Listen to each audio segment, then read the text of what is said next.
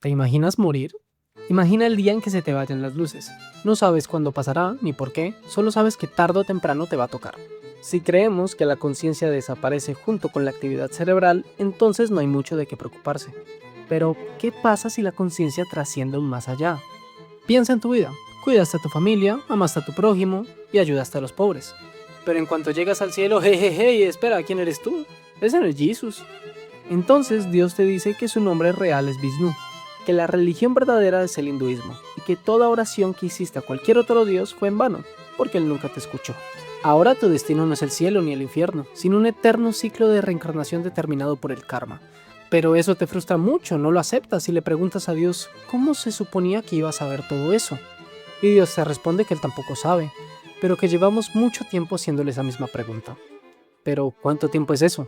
¿Cuándo fue el día que nos lo preguntamos por primera vez? Fueron milenios. Milenios han pasado desde aquel día. En alguna parte de lo que hoy es África, nuestros antepasados batallaban por sobrevivir cada día. Alimentación, hábitat, reproducción, todo eso. Un día, uno de los homínidos que vivían en manada falleció. Y entonces alguien hizo algo muy extraño. Tomó el cuerpo de su compañero muerto, lo puso con cuidado en un agujero que él mismo cavó y junto al cadáver dejó flores, herramientas y puede que un amuleto, para luego así, después de todo eso, enterrar en paz a su compañero. Pero piensa un minuto, ¿por qué alguien haría eso? El cuerpo no iba a sentir frío, tampoco iba a sentir hambre. Entonces, si la muerte es el final, nadie necesita rituales. Entonces, ¿por qué? ¿Por qué tomarse la molestia en darle recursos a un cadáver? Esto va mucho más allá de ser de los primeros funerales de los que tenemos registro. Esta es la primera apuesta filosófica en la historia humana. Una apuesta antes de la religión, antes de la sociedad e incluso antes del lenguaje. Quizá ese ancestro que enterró a su compañero pensó que podría haber algo más allá de la muerte. Y es ahí, en ese punto perdido en el tiempo, que nuestra especie no ha dejado de repetir la misma apuesta. Lo hicimos en cuevas, lo hicimos en pirámides, en catedrales y puede que incluso lo hagamos cuando estemos en otros planetas. ¿Pero por qué? ¿Por qué sin importar dónde, ni cuándo, ni cómo, los humanos siempre terminamos creyendo en algo más allá de lo que podemos ver? Bueno, esa es una respuesta muy compleja, yo tampoco la sabía, pero para hallarla debemos ir mucho más atrás.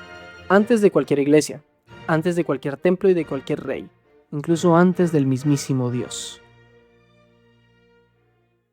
Imagina que eres parte de una pequeña tribu de humanos recolectores. No sabes qué vida es, no sabes leer, no sabes escribir y no tienes Google para darle respuesta a ninguna pregunta. Lo que sí tienes es constante peligro acechándote.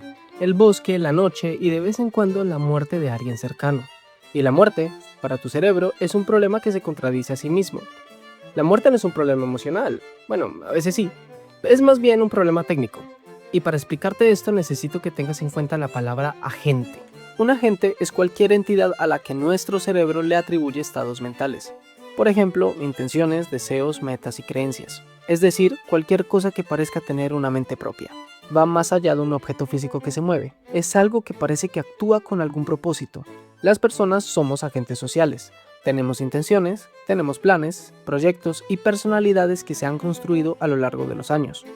Si de un día para otro alguien a quien consideramos un agente social muere, ya sea por enfermedad o por vejez, nuestro cerebro tarda en aceptar que esa persona que hasta ayer reía contigo, hablaba contigo o construía un servidor de Minecraft, simplemente ha dejado de existir. No hay aviso, no hay advertencia, ni tampoco hay despedida, solamente hay silencio. Aquí el cerebro hace algo que le ha funcionado para sobrevivir durante millones de años. El cerebro asume que algo de aquel agente sigue ahí. Piensa, por ejemplo, en el mosquito que tratas de matar de noche. Que no lo puedas seguir con la mirada no significa que haya dejado de existir. Significa que se escondió y está en otro sitio que tú no percibes. Pascal Boyer, en su libro Y el hombre que creó a los dioses, explica que el cerebro tiene sistemas separados para pensar en cuerpos y para pensar en personas. El cuerpo deja de moverse, sí, pero el sistema que procesa a la persona no se apaga. Sigue ahí. Y el resultado de eso es que una parte de tu mente sigue tratando al muerto como si de alguna u otra forma siguiera ahí. Y entonces, por si acaso, respetas al muerto. Y así, el muerto te respeta a ti. Pero el problema no acaba ahí. La muerte de tus cercanos es solo la mitad. Y la otra mitad es que algún día te va a tocar a ti. Si entiendes esto, tienes que reconocer que todas las personas que conoces, ves y amas eventualmente serán un cadáver. Y esto por puro instinto lo rechazamos. O como dice Ernest Becker, La idea de la muerte, el miedo a ella, acecha al animal humano como ninguna otra cosa. Es la principal fuerza motriz de la actividad humana, una actividad diseñada en gran parte para evitar la fatalidad, para superarla negando que es el destino final del hombre. Esto quiere decir que una buena parte de lo que hacemos, las artes, las naciones, las religiones, son en el fondo un intento elaborado de no pensar demasiado en que vamos a morir. Somos, literalmente, la única especie que está consciente de que moriremos. Y en lugar de quedarnos paralizados por esa información, inventamos historias que la hacen soportable. Historias donde la muerte no es el final. Historias donde alguien está cuidando de nosotros o historias donde el universo tiene algún sentido. Pero, no nos adelantemos. La conciencia de la muerte es solo una pieza de este complejo rompecabezas. Hay otra parte, aún más antigua y aún más automática. Por un momento quiero que imagines que caminas de noche por un bosque y escuchas un arbusto moviéndose. Bueno, aquí tienes dos opciones. Opción A, piensas que es el viento y sigues caminando al ritmo que ibas, u opción B, asumes que algo o alguien te está persiguiendo. Corres, te escondes y sobrevives. Si tomas la opción A y en lugar de ser el viento resulta ser un oso, pues no hay segunda oportunidad, pero si tomas la opción B, lo peor que te puede pasar es que hayas corrido en vano durante unos segundos. ¿Ves el problema? La evolución no premia a quienes tengan razón, premian a los que quieren sobrevivir a pesar de estar equivocados. Por eso, durante millones de años, nuestros ancestros desarrollaron una especie de dispositivo hiperactivo de detección de agencia. El nombre es enredado, ya sé, pero básicamente significa que tu cerebro prefiere equivocarse 1000 veces y seguir viviendo antes que equivocarse una sola vez ignorando una amenaza de verdad. El problema es que para bien o para mal, este dispositivo dentro de tu cabeza no se puede apagar, sigue funcionando todo el tiempo, incluso cuando no hay peligros, ni amenazas, ni depredadores, incluso cuando lo único que hay es una tormenta, o un río, o un bosque. Y entonces, el trueno deja de ser solo un ruido que estremece. El río deja de ser solo agua que fluye, y la montaña deja de ser solo una piedra más en el horizonte. Todo de repente podría tener intenciones, y todo de repente te podría estar observando. Esta idea fue evolucionando hasta tener el nombre de animismo. Y sí, damas y caballeros, esta es la primera religión de la historia.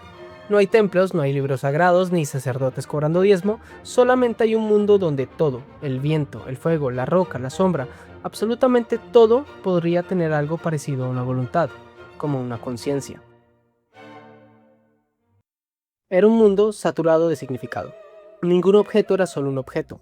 Cada piedra, cada árbol, cada relámpago era potencialmente un mensaje. Y si nos paramos a pensar, quizá no era una mala estrategia en un mundo donde no entender algo podía matarte. Era mucho más seguro asumir que alguien estaba detrás de cada fenómeno en lugar de asumir que el universo era simple y llanamente indiferente. Porque no puedes negociar con un universo al que no le importas. Pero a lo mejor sí puedes negociar con un dios enojado. Puedes hacerle una ofrenda, puedes rezar y pedirle perdón, puedes hacer como Adán y echarle la culpa a tu mujer. Mucho más tarde, Carl Jung propondría que estas figuras, espíritus, dioses y demonios no son solo explicaciones del clima, sino que son espejos, representaciones de fuerzas internas como el miedo, la culpa, el deseo y la esperanza, y todas ellas se proyectan hacia afuera, porque es mucho más fácil pelear contra un demonio externo que admitir el demonio interno que vive dentro de nuestra propia cabeza. Nietzsche ya lo decía. Quien lucha con monstruos debe tener cuidado de no convertirse a su vez en un monstruo, y si miras largo tiempo a un abismo, el abismo también mira dentro de ti. Antes de que existiera Dios, existieron los espíritus, y antes de los espíritus existió el miedo. Y el miedo es solo un resultado de un cerebro tratando desesperadamente de entender un mundo que no viene con manual de instrucciones. Pero todo esto seguía siendo un asunto íntimo y local de cada tribu. Cada una creía en sus espíritus, en sus dioses y en sus rituales. Y así fue el modelo humano durante miles de años. Grupos pequeños, todos se conocían y todos sabían quién había hecho qué la noche anterior. Pero hubo un momento en que a la humanidad se le ocurrió una idea que cambió nuestra historia para siempre. ¿Y si en vez de perseguir la comida se queda quieta y la hacemos nosotros con paciencia? Sí, mi gente, aquí nace la agricultura. Y con ella la comida comenzó a abundar. Y con la abundancia significaba que la población podía crecer más allá de unas decenas. Primero crecieron en cientos y después en miles. Las tribus de 100 personas funcionan porque todos están vigilando entre sí. Si en una tribu tan pequeña comienzas a robar comida y te descubren, pues pueden desterrarte y dejarte a tu suerte. Pero si son 10.000, aquí la cosa cambia. ¿Cómo logras que 10.000 desconocidos se pongan de acuerdo para no robarse ni matarse entre ellos? Bueno, bienvenidos a Sumeria, una de las primeras civilizaciones urbanas documentadas en la historia. Sumeria es ahora una de las ciudades-estado del sur de Irak. En esos tiempos, cada ciudad tenía su propio dios, y cada uno tenía un templo, y cada templo tenía sacerdotes que convenientemente sabían qué era lo que Dios quería. Dios quería impuestos, Dios quería tierras, Dios quería recursos, en resumen, Dios tenía una agenda muy terrenal para alguien que vivía en el cielo. Estos templos sumerios no eran solo lugares de culto, eran literalmente los primeros grandes centros económicos en la historia. Almacenaban grano, administraban tierras y llevaban una contabilidad de todo. De hecho, los primeros textos escritos de la humanidad no eran historias ni poemas, sino que eran inventarios. Listas de ovejas, de vacas, cerdos, registros de cebada y recibos de impuestos al templo. Toda la literatura que hoy apreciamos y amamos, la filosofía y la poesía nació para llevar la contabilidad de los dioses. Empezamos queriendo entender lo divino y terminamos haciendo declaraciones de impuestos. Pero, ¿cómo fue que funcionó? ¿Por qué en una ciudad de 10.000 desconocidos todos aceptaban que un templo les dijera qué hacer? Aquí en este libro, que en serio recomiendo, su autor nos dice que los humanos somos capaces de cooperar a gran escala porque a diferencia de otras especies, nosotros podemos creer colectivamente en cosas que no existen físicamente. Podemos crear ficciones. Mira, te lo pongo así. El costo de producción de los billetes de $1 y de los billetes de $100 es prácticamente el mismo, es solo papel. Pero si todos aceptamos y creemos que el billete de $100 es más valioso que el de $1, entonces la ficción funciona. Así pasa con las fronteras y con las naciones. Son líneas imaginarias en un mapa, pero si las aceptamos, funcionan. Y con los dioses, pues, no sé, tú sabrás. El punto es que si 10.000 personas creen en el mismo Dios, con las mismas reglas y el mismo castigo divino para quien la rompa, entonces 10.000 desconocidos pueden cooperar bajo las mismas normas. El mito o el dios se convierte en una infraestructura social. O como decía Joseph Campbell, los mitos son sueños públicos y los sueños son mitos privados. Los mitos y dioses sumerios no eran solo explicaciones de fenómenos naturales, eran una solución a un problema social. ¿Cómo haces que decenas de miles se comporten bien unos con otros? Pues les das un jefe, uno que todo lo ve, uno que jamás duerme y sobre todo uno que jamás, pero jamás, se va a jubilar. Pero aquí nace otra pregunta. Si los dioses ayudaban a mantener el orden, ¿quién se beneficiaba de aquel orden? Bueno, aquí Egipto se lleva la corona. Ni siquiera el sumerio más ambicioso se le habría ocurrido algo así, porque en Egipto los dioses dejaron de vivir en el cielo y de comunicarse a través de los sacerdotes. Comenzaron a gobernar aquí, en la tierra. Hablemos, por un momento, de los faraones. No eran representantes de los dioses, ni tampoco eran elegidos. Ellos eran dioses, en carne y hueso. Imagina ser un campesino egipcio hace 4.000 años. Tu vida entera, las inundaciones del río Nilo, las cosechas, la guerra, incluso la vida de tus cercanos dependía de una sola persona. Y a esa persona no se le cuestiona, porque cuestionarlo no es desobedecer a un rey ni a un estado, es desobedecer al universo mismo. Versiones similares de esta idea aparecieron una y otra vez durante miles de años, en culturas que jamás tuvieron ningún contacto entre sí. Reyes divinos en China, emperadores dioses en Japón, monarcas que gobiernan por la gracia de Dios en la Europa medieval, pero la fórmula es siempre la misma. Lo único que cambia es el nombre de Dios. Afortunadamente este sistema no fue eterno. Tenía un problema que, aunque tardó siglos en manifestarse, una vez apareció no hubo manera de detenerlo. Si cada ciudad, cada imperio y cada templo tenía su propio dios, entonces la verdad también es local. Lo que es sagrado aquí no lo es allá, y lo que es sagrado allá no lo es aquí. Y para una mente que empieza a hacer preguntas cada vez más grandes, estas respuestas parecen insuficientes. Porque si el universo es uno solo, entonces también debería haber una sola explicación. Durante miles de años, el menú religioso de la humanidad fue una especie de buffet libre. ¿Necesitas que llueva? Hay un dios para eso. ¿Quieres ganar una guerra? Mira, aquí tienes otro. ¿No estudiaste para un examen? Mira, aquí hay otro. Cada aspecto de la vida tenía su correspondiente entidad sobrenatural a cargo, como si fuese un tipo de gobierno cósmico absurdamente fragmentado. Y entonces, en algún rincón del cercano oriente, alguien tuvo una idea que era casi una herejía. ¿Qué pasa si no hace falta un dios para cada cosa? ¿Qué pasa si solo hay uno? Esta idea no es solamente un cambio religioso. Esta idea es un cambio en toda la naturaleza social humana. Si hay un solo Dios, pues ese Dios crea y controla todo. No hay un margen para el depende. Hay una sola voluntad detrás del universo, una sola moral y una sola historia. El universo deja de ser un caos de fuerzas cósmicas compitiendo entre sí y se convierten en otra cosa, en algo que parece un plan. Y sí, aquí entra él, Jehová, Yahvé, el Padre, llámalo como quieras. Probablemente este es el Dios en el que tú crees. Y con Yahvé, la idea de creer en un solo Dios se fue consolidando con ayuda del tiempo. Pasó de ser uno más entre varios dioses regionales, a ser presentado como el único Dios real y creador de todo lo que existe. Aquí la civilización cambia por completo. La idea de que la moral es una ley universal y no una convención local implica que lo que está bien y lo que está mal no depende de en qué ciudad naciste, sino de algo que a todos nos aplica por igual, por siempre y en todas partes.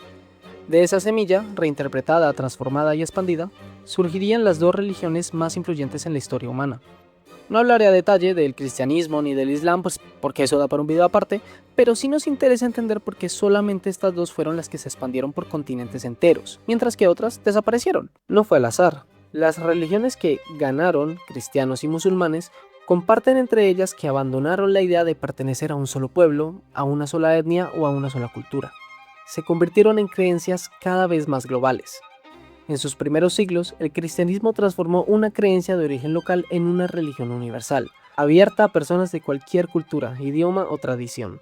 Esta universalidad le dio un alcance que pocas religiones habían logrado. Y bueno, también se sumó su adopción por parte de un imperio que se le daba bastante bien expandirse. Cositas. El Islam, por otro lado, ofreció algo parecido.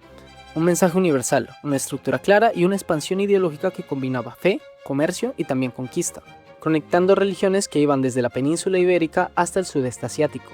Por el contrario, las religiones que estaban ligadas a una ciudad, a un territorio o a un linaje fueron desapareciendo. Al no tener una forma de expandirse, cuando una ciudad caía o el linaje moría, su dios caía con ellos. No murieron por ser menos verdaderas, murieron por no saber globalizarse. Ahora podría decirte que esta es la historia de cómo la humanidad inventó a Dios para resolver sus miedos y organizar la sociedad, pero eso sería inexacto. Sí, ya hablamos del miedo a la muerte, de la detección de agentes, de la cooperación social, la legitimación del poder y la búsqueda de universalidad. Todo eso nos responde cómo nació Dios, pero nada nos explica por qué Dios siempre insiste en no morir. Cada vez que una sociedad mata a sus dioses suele inventar otros nuevos. A veces se llama nación, a veces revolución y a veces mercado. Porque aquí estamos, en pleno siglo XXI. Tenemos telescopios que ven hasta los confines del universo observable y también inteligencias artificiales capaces de procesar más información en segundos que cualquier persona en 80 años. Y sin embargo, seguimos teniendo las mismas inquietudes que los hombres de las cavernas. ¿Y si hay algo más? ¿Tiene sentido todo esto? ¿Por qué existe algo en lugar de nada? Aquí yo soy muy fan de Camus. Él explicaba que existe una fricción entre un ser humano y el universo que éste habita. El ser humano necesita desesperadamente hallar un sentido en todo, y el universo no tiene ninguna obligación de darle sentido a nada. A esta fricción Camus lo llama el absurdo, y según él no se resuelve, sino que se acepta. También está Émile Cioran, y este pesimista va un poco lejos porque nos dice que ni siquiera el sinsentido del absurdo nos consuela del todo, porque incluso para sufrir necesitamos un mínimo de drama, de relato o de sentido, aunque sea trágico. Y pues, quién sabe, a lo mejor ahí está la clave. A lo mejor no buscamos a Dios porque necesitemos que exista. A lo mejor lo buscamos porque es más difícil aceptar que el universo es indiferente y silencioso, que nuestra existencia no viene acompañada de un propósito, ni de un más allá. Para Jung, dioses y espíritus son arquetipos universales de la mente humana, para otros herramientas evolutivas o construcciones sociales de poder. Y por supuesto, muchos siguen creyendo que detrás de todo esto existe una realidad divina. Pero no quiero decirte qué pensar, la pregunta sigue ahí. Lleva apareciendo en cada civilización durante decenas de miles de años. Los imperios caen, las lenguas mueren, tecnologías que antes eran revolucionarias ahora se exhiben en las paredes de un museo, pero ahí sigue la pregunta. Voltaire en uno de sus poemas dijo que si Dios no existiera, sería necesario inventarlo. Esta frase puede sonar como una ironía sobre la utilidad social que tiene la religión, pero ¿no les parece más como una confesión? Porque desde aquel cazador que enterró a su compañero, pasando por los sacerdotes sumerios y por los faraones que se creían dioses, llegando al monoteísmo y hasta este instante que estás viendo esto desde una pantalla. Todo eso es literalmente nosotros, es lo que hicimos, lo que inventamos o lo que descubrimos, o quizá ambas a la vez, entrelazadas de una forma que puede que nunca podamos separar del todo. Entonces, ¿qué hay más allá de la muerte? ¿Y esa pregunta dice algo de Dios o dice algo de nosotros? Quizá algún día entendamos que aquello que nos espera después de la muerte es lo mismo que nos acompañaba antes de la vida. Nada. No hay conciencia.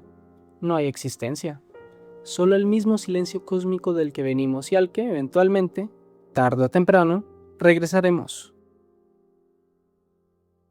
De verdad, muchísimas gracias por quedarte hasta el final del video. Suscríbete para que sigas viendo este tipo de contenido. La idea es seguir hablando de temas cada vez de más interés y que aprendamos o disociemos, no sé, lo que tú prefieras. Dale like al video, comenta, interactúa, a ver si el algoritmo pues nos da una mano. Y bueno, por ahora me despido. Nos vemos pronto en el siguiente video. Adiós.